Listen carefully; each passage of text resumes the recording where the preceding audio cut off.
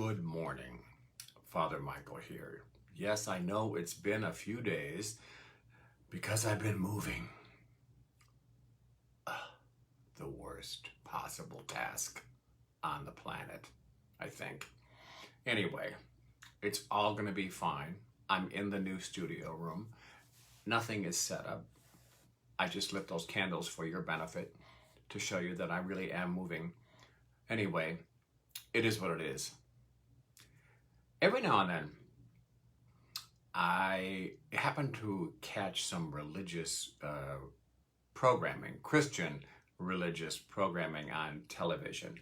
And oh my goodness, usually it makes me laugh because I cannot believe that there are that many people out there who are buying this crap.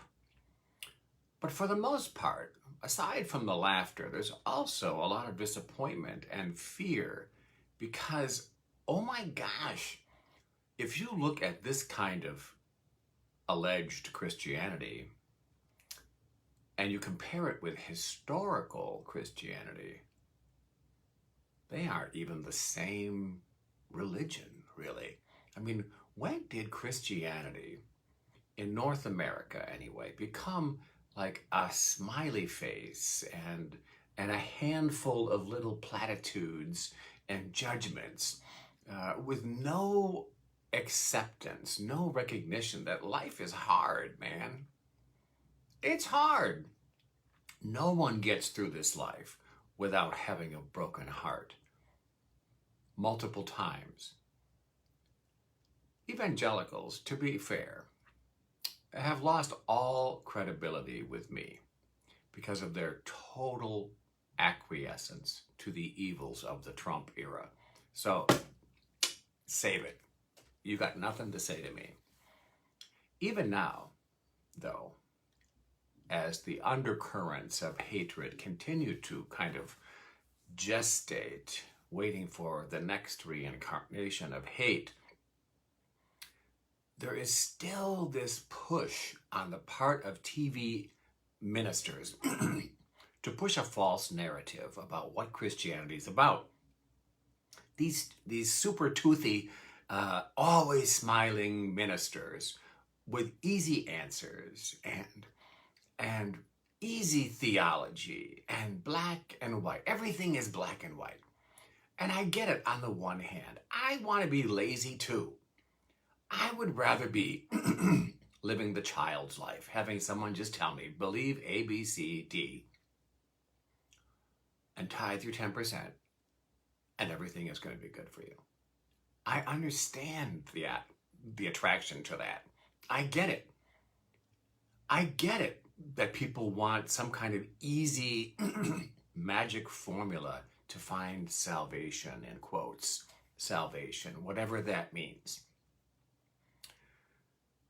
Of course, when they say salvation, they're talking about saving a magic room in the magical kingdom somewhere. Well, that is not what salvation was to Jesus. That is not what salvation was to the earliest Christians. It was a whole different thing. This coming Sunday, we will mark All Saints Sunday. So I think it's worth all of us looking at the saints, not only in our personal lives, but in our collective past as Christians. The saints, in contradistinction to these televangelists, millionaires, they were not people who smiled all the time. They were not people who had a glut of material possessions and fancy cars. They are not the people who made people feel, squishy, cuddly, all warm, like a warm blanket and all of that. They didn't just tell people to have a nice day, say the magic words and do whatever you want. These people, in the beginning of the Christian era, these saints were primarily martyrs. The word means witness. So the earliest saints that were acclaimed by the people, that's how it used to be done, they were killed because their way of living this life was in contradiction to the prevailing mores and ideologies of their time. Their faith was in a relationship with the living Christ within, not in a particular ecclesial theology or a set of man-made rules. There was no uniformity, even in matters of belief. There was a wide variety, so that when people say early Christianity, that's actually incorrect. Historically, to be honest, we have to say early Christianities, plural, because there are many different theologies and ways of understanding who Jesus of Nazareth was and what his ultimate gift to humanity is. They did not, in the beginning, judge and condemn and burn heretics and all of that. They were content to allow other believers to interpret the Christ as they saw fit in the community context. So these things didn't come about in isolation with a series of individuals locked in their room somewhere. These understandings of what Christ was, what Christ meant for people, how we live the good, moral, ethical life, those things came to be in a community context. That's why it's not enough to say you're a believer, but then you just sit on your ass on Sunday and you don't do anything. You're not a believer. You're a consumer. You're looking for a product. The big difference between the early believers and contemporary North American believers is the relationship key. The earliest followers of the way, as we were known, recognized what we North Americans absolutely refuse to accept for the most part, namely that there are no easy answers in this life. There are no guarantees in this life. Life is challenging and hard. And salvation culminates in the life after this life, but that is not the ultimate game. Salvation, Jesus says again and again in the Gospels, salvation has come to this house today. You have salvation in this moment. You are saved right freaking now. Not, oh, hold tight. Keep suffering, and you'll get a prize at the end of the game. No, that's a completely alien way of thinking. During World War II, there is a famous story of a Nazi takeover of a small Jewish village in Eastern Europe. And true to form, this is what the Nazis did. They would round up all the men and the boys and execute them, shooting them, sometimes hanging them from the trees as a warning to anyone who might get an idea of resisting. And the women and the girls were forced to watch this as their fathers and brothers' bodies twisted and jerked at the end of the rope. Well, this particular story is told that while the men are being hung, one of the Nazi soldiers grabs the local rabbi and says, "So where is your God now?" And the rabbi pointed to the dying men and boys and said, "Right there. There is where our God is."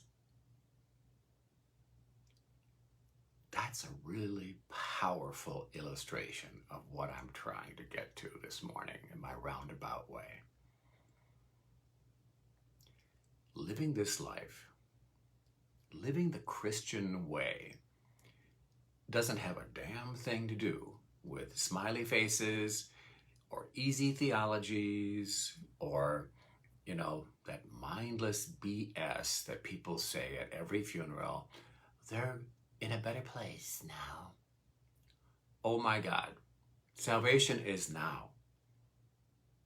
Just a simple declaration is what we are called to give with our witness. A declaration with our lives that no matter what, no matter how stressful, no matter how hateful the task and the treatment we experience at the hands of others sometimes, regardless of all that, God is with us. And salvation comes now. We are all, I think, like Simon Peter in the boat. That story from Matthew's Gospel. The storm is often raging all around us. We have our puny-ass little boat. We don't know what's going on. We don't know how to steer the boat. We don't know whether we should just jump out of the boat or what. We don't know what to do. So we try to take a page from Peter's playbook and we step out of our little boat, right into the storm, trying to move forward cautiously, tentatively, timidly. Some days a little more confident than other days. Some days with a lot more terror and heartache than other days. But we're always trying to progress, to move forward. Because regardless of what life or this world happens to throw our way, we hold fast to our faith in God.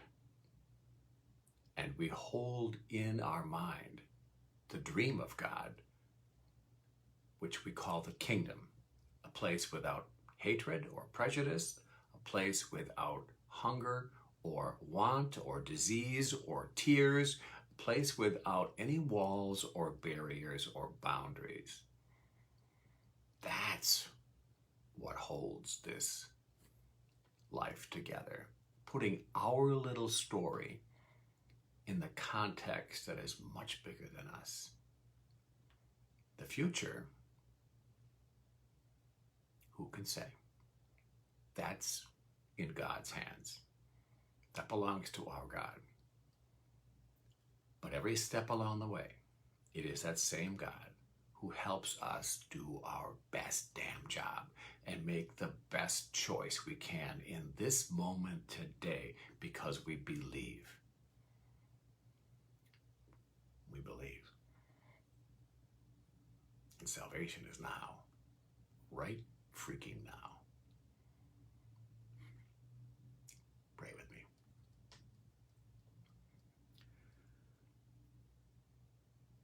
God of our future and God of our past,